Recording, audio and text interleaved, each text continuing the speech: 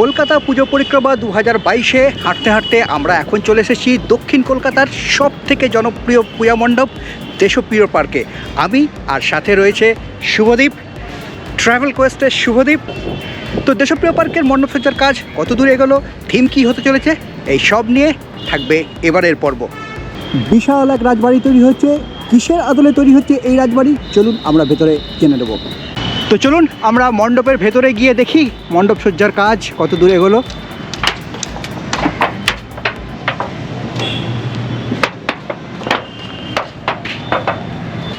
তৈরি হচ্ছে এক রাজবাড়ি। রাজবাড়ির সামনের যে ফটক সেটাই হচ্ছে ভিআইপি এন্ট্রান্স। দুপাশে দুটো থাকবে বিশাল বিশাল টাওয়ার, যেরকমভাবে রাজবাড়িতে টাওয়ার থাকে যেখানে প্রহরীরা থাকে। ওই যে টাওয়ার দুটো, এই টাওয়ার দুটোর ওপাশ দিয়ে দর্শনার্থীরা প্রবেশ করবেন, মানে সাধারণ দর্শনার্থীরা প্রবেশ করবেন মণ্ডপের ভেতর দিয়ে। মণ্ডপের ভেতরে বিশাল এক গম্বুজ হয়েছে, বিশাল এক হলঘর। সেই হলঘরের ভেতর দিয়ে তারা যখন যাবে, সেই হলঘরেরই এক প্রান্তে রাখা আছে মা দুর্গাকে দেখতে দেখতে এপাশ দিয়ে তারা মণ্ডপ ছেড়ে বেরিয়ে যাবেন। এটা হচ্ছে এক্সিট। যেভাবে প্রতি বছর এন্ট্রান্স আর এক্সিট হয়, এবছরের প্ল্যানটাও দেশপ্রিয় পার্কের কিন্তু ঠিকই সেরকম। এই যে এপাশে একটা বিশাল টাওয়ার, ওপাশে একটা টাওয়ার, আর মাঝখানটা হচ্ছে এন্ট্রান্স, যেটাকে ভিআইপি এন্ট্রান্স হিসেবে ব্যবহার করা হবে। সাধারণ যে দর্শক তারা এপাশ দিয়ে প্রবেশ করবে মণ্ডপের ভেতরে। দেখাচ্ছি সেটা। তো চলুন মণ্ডপের ভেতরটা আপনাদের দেখাই। সাধারণ দর্শকদের জন্য এপাশে এই হচ্ছে প্রবেশ পথ, এই হচ্ছে সাধারণ দর্শকদের প্রবেশ পথ। ভেতরে বিশাল মণ্ডপ তৈরি হয়েছে, মানে দেশপ্রিয় পার্কের মণ্ডপ যেরকম বিশাল হয়ে থাকে, করোনার আগে আমরা যেরকম দেখে এসেছি, এবারও কিন্তু ঠিক সেরকম মণ্ডপ কলকাতাবাসীকে উপহার দিতে চলেছে দেশপ্রিয় পার্ক। তো চলুন যাব আমরা মণ্ডপের ভেতরে। কিছুক্ষণ আগেই বৃষ্টি হয়ে গেছে, তো তার ফলে কাদা, যদিও এই জায়গাগুলো সমস্ত প্লাই দিয়ে মুড়ে দেওয়া হবে।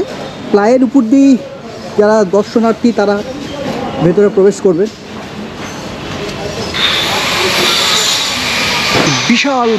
বিশাল মণ্ডপ তৈরি হচ্ছে।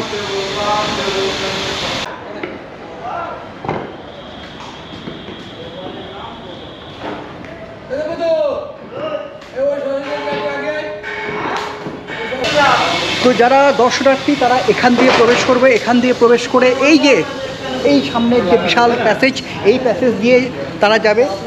মা থাকবেন এই সামনে, এই মাকে দেখতে দেখতে এপাশ দিয়ে হচ্ছে এক্সিট, এখান দিয়ে বেরিয়ে যাবেন। এখান থেকে আমি ঠিক যেখানে দাঁড়িয়ে আছি সেখান থেকে দর্শনার্থীরা মা দুর্গাকে দেখবেন।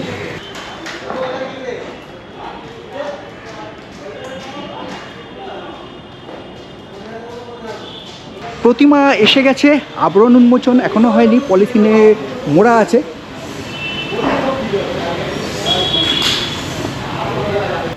দেশপ্রিয় পার্কের প্রতিমা।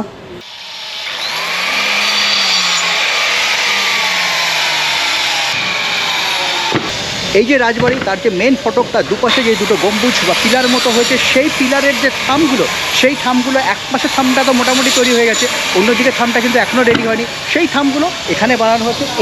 এইগুলো হচ্ছে সেই থাম।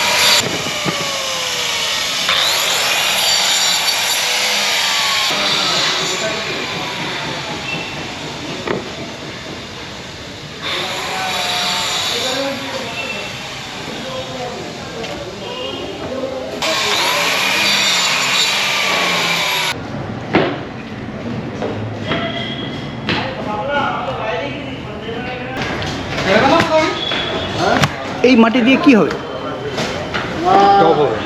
টব। এগুলো দিয়ে রাজবাড়ির যে টব, সেই টব বানানো হবে।